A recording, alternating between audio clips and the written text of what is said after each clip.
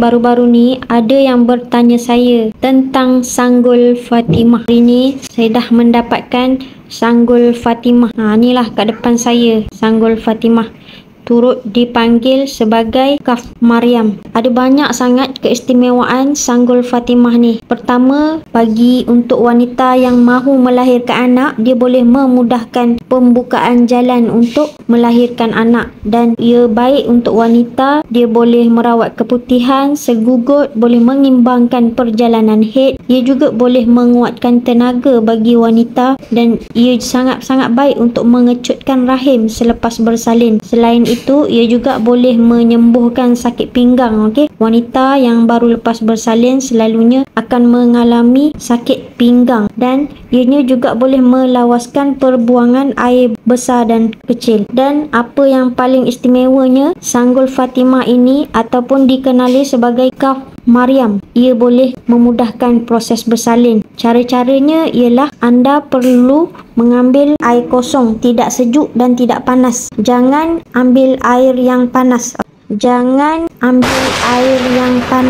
Kita rendamkan Kaf Maryam ni, iaitu Sanggul Fatimah ni, di dalam air ni. Kemudian biarlah sehingga air ini kekuningan, barulah kita minum. Bagi wanita yang sedang menunggu masa untuk bersalin, bila dah ada tanda-tanda nak bersalin, bolehlah minum dengan kerap ataupun ambil air ni dilumur atas kepala, sapu dekat perut, baca bismillah, kemudian baca doa makan dan diakhiri dengan 3 kali selawat. InsyaAllah laluan untuk melahirkan anak terbuka dengan mudah.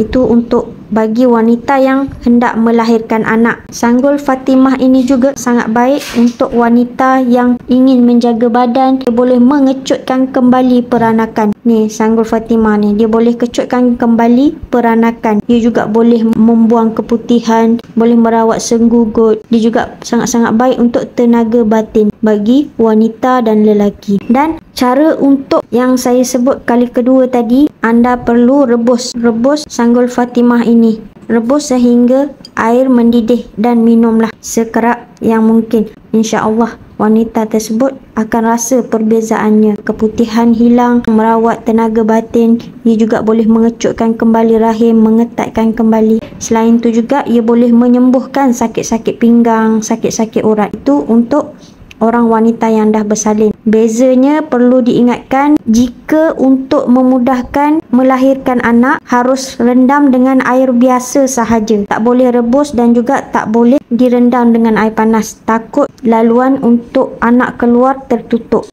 Itu beza dia. Kalau untuk kecutkan rahim dan juga ketatkan kembali bahagian wanita, barulah rebus. Ni dia Sanggul Fatimah. Dah susah dah nak jumpa, tapi kalau anda nak boleh DM saya. InsyaAllah.